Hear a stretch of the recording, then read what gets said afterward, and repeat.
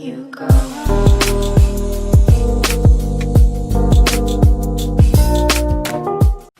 Good afternoon, Simon here. This is How to Design Your Garden, part 4. We've talked about what you want to do in your garden. We talked about where the sun travels and where you're going to put various things in your garden. We talked about the hard landscaping. As a wildlife friendly garden designer, one of the most important parts of any garden has to be the pond. We've got a pond here. It's under the shade shelter of a big copper beech tree. And you know, it's funny. We used to have decking here under the beech tree and we never used it until we cleared everything away and we installed our pond.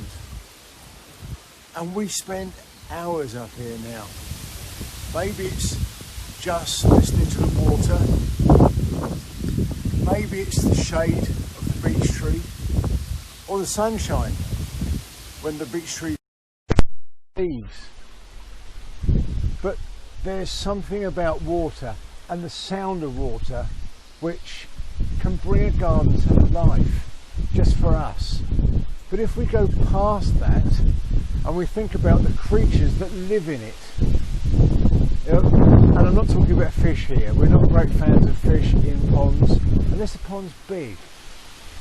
But we think of creatures, damselflies, dragonflies, frogs, newts, maybe toads, water boatmen, pond scalers,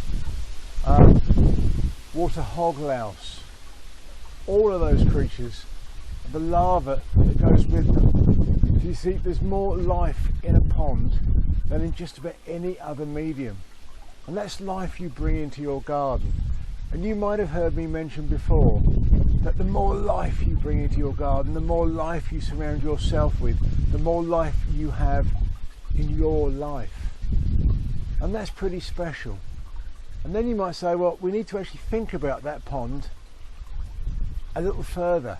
You see, we've got a split level pond, and if you look behind me you can see there's a line which is the edge of our upper pond, and that upper pond is fairly clear.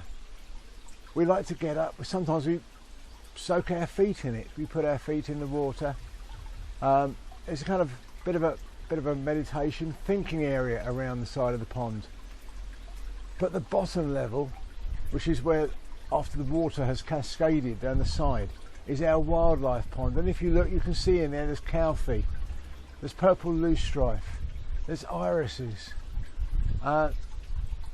potamogeton and other oxygenators, and it's just bursting with life. And that's fantastic. You know, on one occasion we found a dead, or not quite dead, a dying dragonfly on the edge of the pond.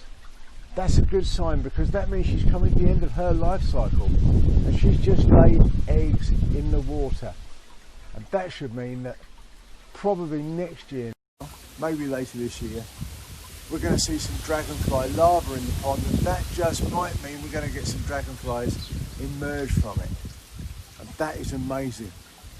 Don't get me started on dragonflies, I love them. Maybe that's another video in itself. Talk a lot about them. So one of the most important things when designing your garden is to think about how you're going to have a pond, where you're going to have a pond, what's the purpose of the pond. Is it for you? Is it for wildlife? And by the way, if it's for wildlife, and obviously it should be, make sure that wildlife can actually get out of the pond. Okay, it's become a very long video, but hopefully an interesting one. Simon Pollard, Awakening Walks and Talks, and wildlife friendly garden design. We can help you out.